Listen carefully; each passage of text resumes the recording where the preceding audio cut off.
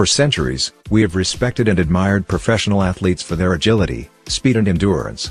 We rightly view athletic competitions as tests of players' natural abilities, talents that have been refined through years of training, experience and intelligence. The same would be true for the animal athletes of horse racing, in a different era. However, according to a 2015 poll conducted by Penn Shane Berland, 90% of bettors and 44% of the broader public associate horse racing with performance-enhancing drugs.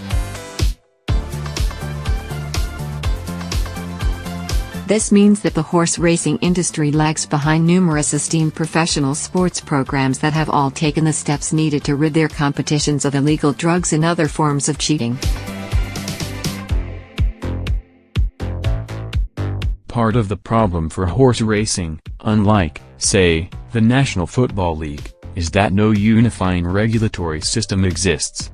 Imagine if all 32 professional football teams had different sets of rules in each stadium. That is exactly the situation in each of the 38 state racing jurisdictions throughout the United States. Each one offers a unique set of regulations, allowing corrupt owners and trainers to move racehorses from one jurisdiction to another to avoid penalties or to enjoy more lenient oversight. State racing commissions allow various medications and differing levels of permissible medications. They also impose varying penalties for violations and use numerous, incongruous laboratories to test for the presence of drugs.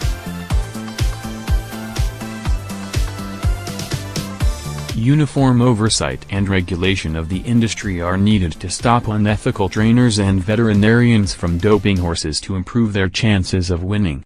The Horse Racing Integrity Act, H.R. 2651, can achieve this goal. This bipartisan legislation, introduced in the U.S. House of Representatives by Reps.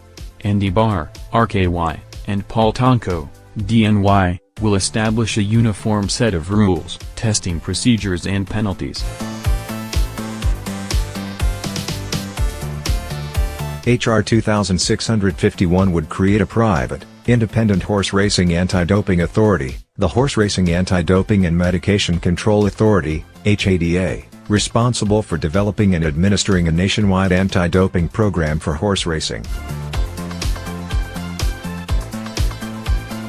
The authority would be governed by a board composed of the Chief Executive Officer of the United States Anti-Doping Agency, USADA, which is the agency that monitors Olympic sports in the United States.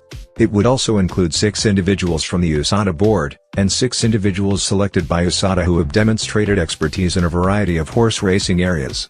This new agency would be funded by the industry with no taxpayer funds or taxes on bettors. According to the 2015 poll, 96% of horse racing fans and 83% of the public support USADA-led oversight of thoroughbred racing.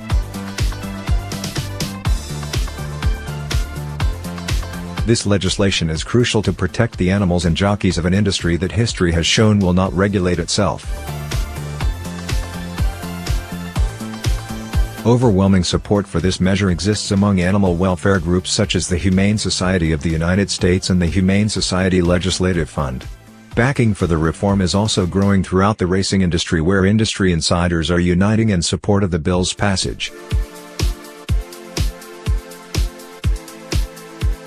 Supporters include the New York Racing Association, which operates Belmont Park and Saratoga Racetrack, Frank Stronach, founder of the Stronach Group, which owns several tracks including Pimlico Racecourse, where the Preakness Stakes was just won by the Kentucky Derby winner, Justify, the Jockey Club, the Breeders' Cup, Keeneland, and the Waterhayotes Alliance, which includes 65 racehorse trainers. As we approach the Belmont Stakes, the last leg of the Triple Crown in thoroughbred racing, with Justify seeking to become the second horse to win the title in 40 years, let's ask our members of Congress to step up and keep this sport alive by passing the Horse Racing Integrity Act. The stakes are highest not for the owners, the trainers, the spectators, or the economy, but for the athletes themselves. We should see that, understand our obligations, and act upon them. Marty Irby is a senior advisor at the Humane Society of the United States and Humane Society Legislative Fund in Washington, D.C.